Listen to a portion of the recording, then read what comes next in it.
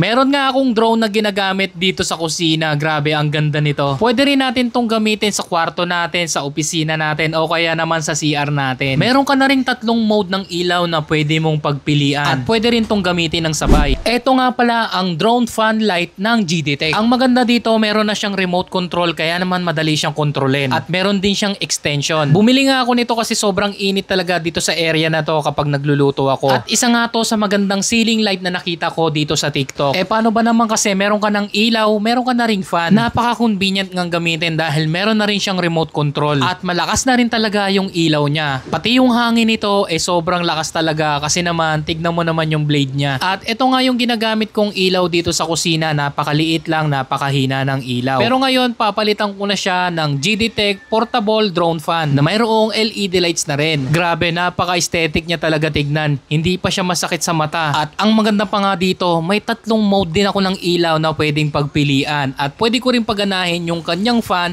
at ilaw. Kaya naman kung gusto mo rin ng ganitong drone fan light ng GDTech, ilalagay ko na lang to dyan sa may yellow basket sa ibaba.